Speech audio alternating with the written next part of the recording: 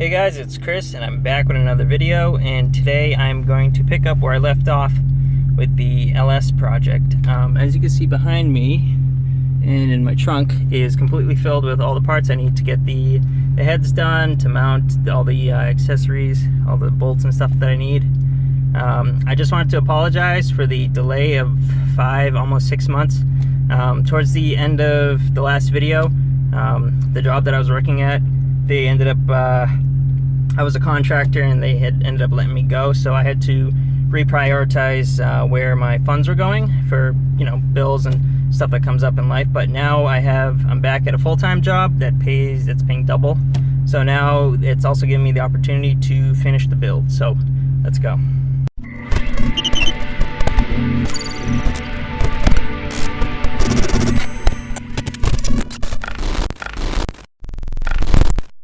Alright, so for tonight, what I'm going to start doing is the valve spring swap from PAC. These are the 1218s with 600 lift, courtesy of Sloppy Mechanics. Be sure to check out his page for some budget build, no BS, Turbo LS stuff. Right now, it's the 243 heads, so these are the LS. These heads originally came off an LS2 from a Trailblazer SS. As you can tell by the yellow-ish springs, they've been sitting for a little bit in a box. But yeah, these, as far as I know, have the 550 lift. But since the cam that I bought, which I'll show in a minute, is higher than the spring rate of that, I'm going to swap those out with these ones. And then I just bought the cheap $20-$25 tool off eBay. If I remember to put the link, I'll put it in the description. It takes usually a ½ mil, and it'll just I'm gonna try and reuse the retainers and this piece. I can't remember right now off the top of my head. What is it? The keepers. I think it's the keepers for it. So I'm just gonna do a simple swap for that. Apparently, it's a direct fit. You guys probably saw this the last time. It was a crappy rusty color. I just threw a quick coat of paint on it, a little bit of primer to give it the aluminum look to save weight. This, I believe, is the Ls6 Intake that I'm going to use. I'm thinking about painting this, probably the American flag color that I've seen on online from various sources on Google and stuff. But for now, I'm just going to make sure it fits, and it came with all the gaskets and all that stuff. So work's already halfway done. I have in the box from collecting over the past few months, the LS1 water pump comes with gaskets and stuff like that. I have the LS1 harmonic balancer, which is smaller. You could tell that the truck balancer is really thick. So that's going to come off. The LS1's going to go on because it's thinner. I also have a new timing chain. The timing chain on this is probably fine, but I like new, and we're already going to put in a new cam, so while everything's open, might as well get that done. This is the cam, also known as the Sloppy Stage 2 cam. This is the part number if you guys need to know. I scored a deal on this on eBay last week. It was for $215, and it's very close to the Texas Speed Racing. The 228R that I was going to order, so this definitely saved me $200. Here we have some turbo headers. It's going to be coming down and out forward. I still have to figure out where I'm going to plumb it on the 350Z, but it's probably going to go in this area.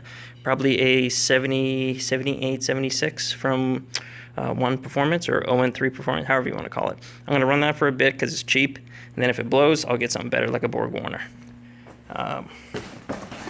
And then here we have the Trunnion Kit, which if you're going to be running boost, I suggest you use this for insurance, so that way you don't blow your heads off or start making it sound like a bag of rocks. This is also a Melling high-pressure oil pump that I'm going to swap out, just for insurance purposes. This is the part number, M295. What else do we got in here? We have LS1 gaskets, which are 0.51 thickness. It's a little bit under the LS9 gasket, but for our purposes and according to Sloppy's guide, it should be fine. what else do we got? Yeah, so that's it for now. I have the front seal, the rear seal that I got with the motor, the guy gave me, and over here, just all the stuff that came off the truck. So a lot of the stuff will be going up on eBay for sale. A lot of it works, just needs to get cleaned up.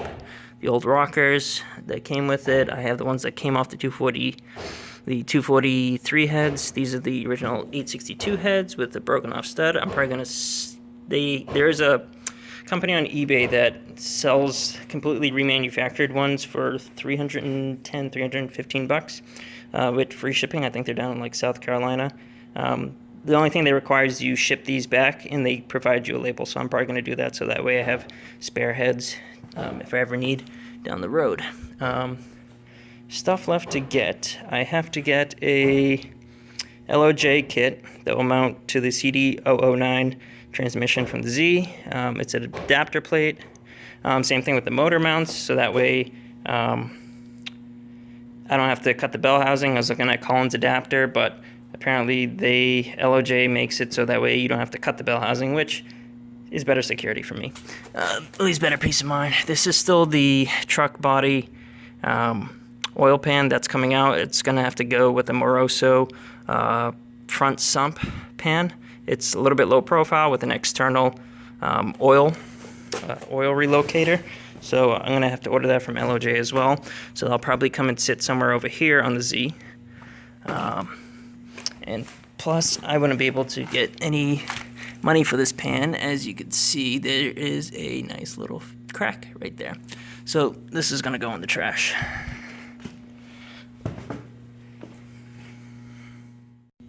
Alright, quick thing to note, if this is your first time doing a valve spring swap like it is for me, and you're working on a flat surface, I highly suggest you clamp it down on both ends, just to make sure that the valves don't push out. I foolishly made that mistake. I was wondering why the keepers weren't popping out. Because it was slowly trying to lift the cylinder head itself. So don't be like me and clamp it down. I just wanted to show you exactly process behind it. As it gets tighter, it'll compress it, and then you'll hear a click sound, and then you'll see this kind of free up as there's tension on the valve as it compresses, as you just saw, and it breaks it loose. So you just keep going a little bit. You could pick both of them out. Here again, if you're doing this inside of an engine that's already assembled, make sure you have something like a magnet or something just in case. And these aren't completely free yet. Let's go a little bit more. And then you can pick them out. It's kind of hard to do this one-handed. There we go. There's one of them.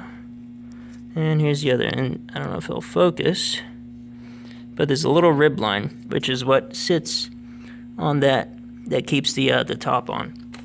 So once that's done, basically back this off. Am I bleeding? A little bit. Back that off all the way. This is such a pain to do it one-handed as well. Sorry guys for the camera shaking, but it's almost 9 o'clock at night and I still gotta do work at home. So this is almost done. Come on. There we go. So let's hand tight. Then we take this guy off. Sometimes also, if depending on how well you seated it inside the into the head, you may need to just break it with a ratchet, with a 6-sided.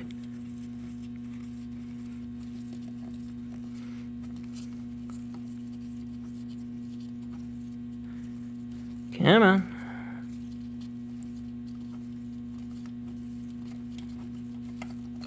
There. Alright. So, I'm going to end up reusing these Ls6 ones because they're decent for the original 862 heads once I swap those out on with that shop that does the exchange for brand new ones. And I'm yeah, then you just pop the new one on, compress it all the way down till it gets to a point where you can see the little groove. Pop in the little clips around it, and then just slowly back it off. But you want to make sure that it's roughly center, because if not, you're gonna have to back it off, get it to a point where you can adjust the spring, and then compress it again so it's centered. And make sure you're using safety glasses just in case this thing wants to pop off and hit you in the face. Alright, so I was able to get all the springs done for this. I'm just going to clean up the exterior of the heads a little bit, clean off a little bit of the gasket stuff. I scraped off as much as I could off of the bottom ends of both. The valves are a little bit dirty, but for now this is just going to be my motor for this year, so where I can test out to see what works and what doesn't work. And then next year I'm planning on switching to a bigger LS block from the 4.8 that I have. Alright, so tomorrow I think, since I'll try and upload a video every day this week or every other day this week. I think what's next is, since that's done for pretty much for all the head stuff, what I'm going to do next is the rockers, which are in this box. What I'm going to do is I'm going to do the Trunnion upgrade, which is just very good insurance and it's pretty easy to do. I don't think my boss has a my old boss has a press, so I'm gonna do some research tonight and figure out how to get that done. And then tomorrow I'm also thinking probably get that harmonic balancer off. I gotta go to probably Harbor Freight or maybe AutoZone, or I know O'Reilly's just opened up down the street. Get a harmonic balancer puller, take that off, take the timing cover off, clean that up, paint it, do the gaskets, do the water pump, do the cam, do the high pressure oil pump, get all the stuff that I need for internal stuff, get that done. And then I don't know if I'm going to reuse this, just paint over it, clean it up and paint it like black or something like that, or just get a billet one. But yeah, I think that's going to be tomorrow's job. And yeah, I'm gonna call it a night because I'm starving. I haven't even eaten lunch yet, and it's almost 9:30. So yeah, leave a comment in the section below. If you have any questions about the build, let me know. Here again, leave it in the comment section below, and I'll catch you tomorrow. See ya.